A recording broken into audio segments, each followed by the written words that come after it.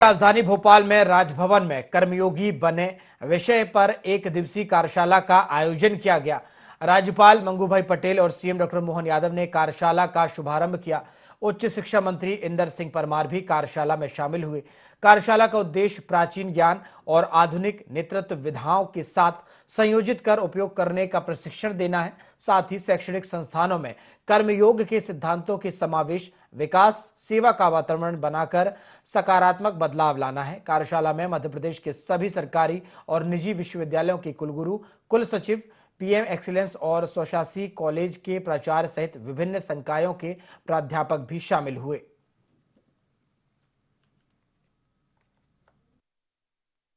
इस प्रकार से एक व्यक्ति अपने जीवन में काम करता है, वो लगातार काम करता रहता है, लेकिन जब वो सरकार की व्यवस्था में आता है तो टाइम या सीमाएं तय करता है। और कर्मयोगी का भाव तो यही है कि उसके लिए कोई टाइम की बाध्यता नहीं होगी, वो निरंतर अपने लक्ष्य पूर्ति तक काम करता रहेगा।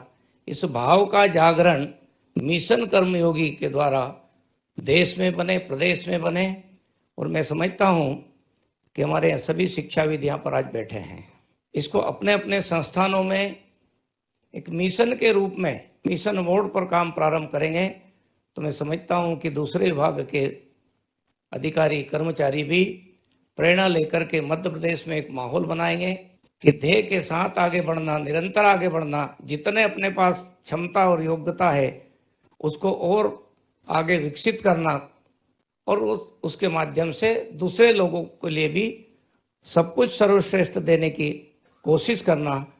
मैं समझता हूँ मिशन कर्मयोगी से हम सब ये कर पाएंगे।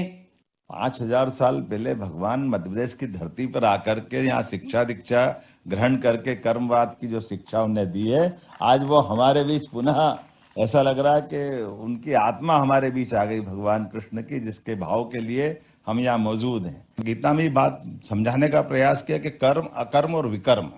तो कर्म, अकर्म, विकर्म में कर्म वो जिसको कर्म तो जिसने भी जन्म लिया है, सांस लेना भी कर्म है, सोना भी कर्म है, खाना भी कर्म है।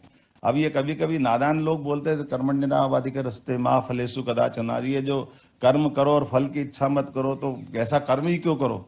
तो जिनको समझ जैसी है वो वैसी है, अब उनके बारे में हम नहीं कह सकते।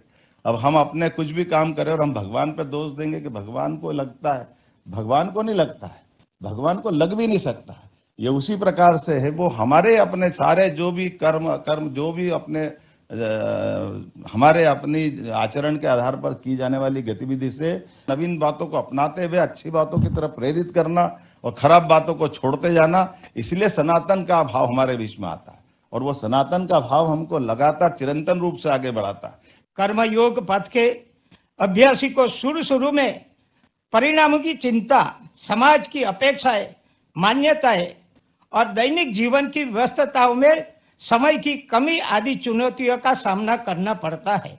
यह चुनौतियां सकारात्मक दृष्टिकोण के साथ समय प्रबंधन के द्वारा कर्तव्य पालन, ध्यान, साधना तथा चिंतन के नियमित आध्यात्मिक अभ्यास से दूर जाती है। शिक्षा के तीर्थ स्थलों के प्रमुख आप सभी से अपेक्षा है कि कर्म योग के सिद्धांतों पर शिक्षण, शोध कार्य के साथ ही विश्वविद्यालय के भीतर और बाहर स्वैच्छिक सेवा गतिविधि को और अधिक प्रोत्साहित करें।